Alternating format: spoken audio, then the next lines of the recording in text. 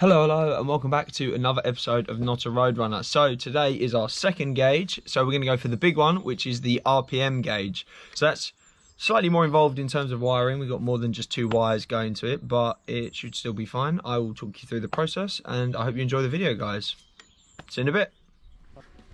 So first thing we've got to do is set it up for pulses per revolution.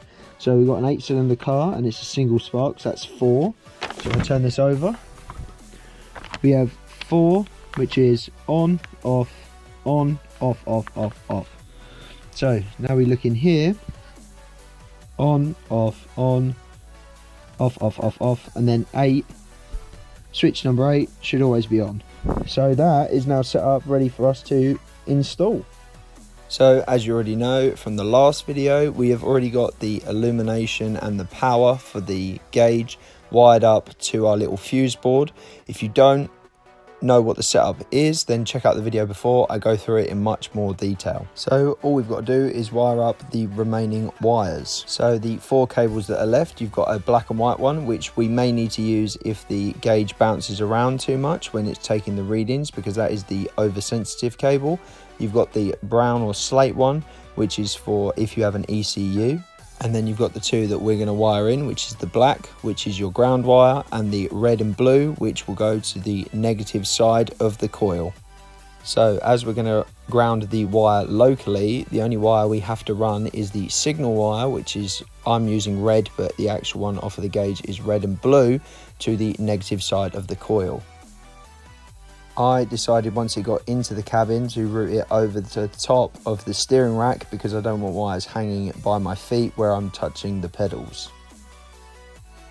Quick little top tip, I tied a marker into the gauge so that then when I'm pulling it on the other side, I know that I'm not accidentally pulling it through the gauge, and then obviously I'm going to end up cutting it too short, which is not ideal because it's just a bigger waste of wire. So the next thing that we need to do is we need to add a terminal connection to the end of our wire, so we can add it or slide it onto the terminal of the coil and make it all nice and tidy.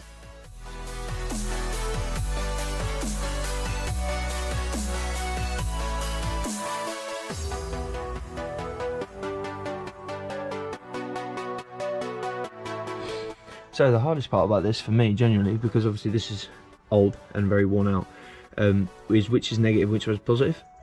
I think this is the negative because this cable runs down there and then into here, which goes into the distributor, which I think is so you can connect your contact points, because obviously this has points, not electronic ignition, which goes to your negative on your coil. And then this has 2 wires coming off of it, which look like they go down, and I'm assuming join into this little loom, and then probably head up to our ignition and ignition module and our ballast resistor.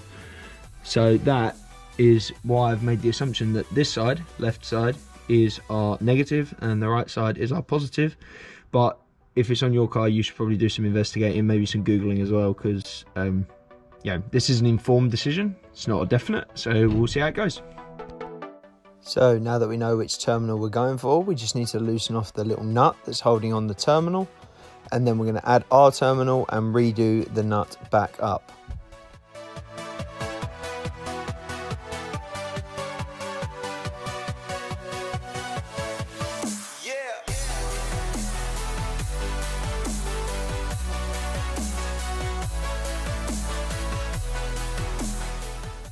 Also, when running a cable like we are onto an engine, the engine will move, so you definitely want to leave a little bit of slack, because if it's taut, then it might end up, you know, breaking the internals of the wire or breaking off your connection, because the engine will be moving while you're driving. So now we want to remove the pen, and we just want to connect our red cable to the blue and red signal wire that is on the little wiring loom to connect to the back of the gauge. When adding a straight connector to the 2 wires, I am going to leave quite a bit of slack, because I want to be able to pull the gauge out and obviously undo the wiring loom from the back of it if I ever need to replace it or fix some wiring. So it's just a future proofing when you're wiring this up.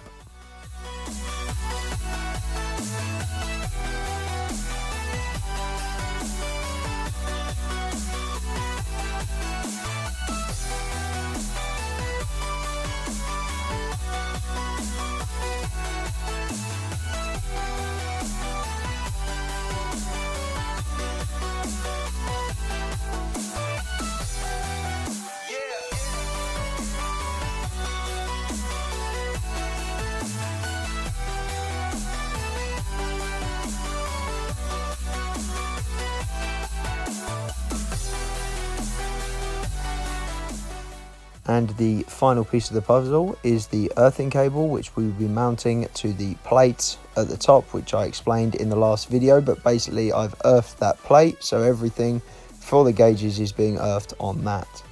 So with that all wired up, you connect the little wiring loom and it's time for a test run. And one, it started making a really weird noise, but we have got light, which means that it's definitely getting power, which is definitely a good thing.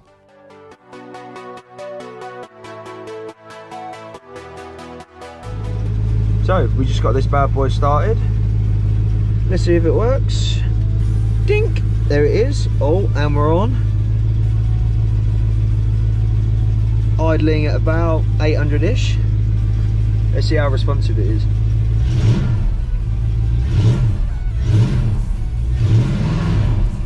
Nice. I'll take that. Beautiful. Install done. And that concludes today's episode, guys. So relatively painless in terms of my installs, because let's be real, I learn as I go and balls up a good 90% of the stuff that we do. But I did bring you along for the journey. It was pretty easy. I mean, you had the 2 power wires that we'd already set up that went to a little fuse board that was a whole ordeal, but once it's in, this makes the install at this end really easy. So you got your 2 power wires, you've got your signal wire, and you've got your earth, which is, you know, pretty much standard across everything. So I hope you enjoyed the episode. Please like, subscribe and share, and let me know down in the comments what you thought, and please subscribe to the channel, and I will see you in the next episode. Cheers, guys.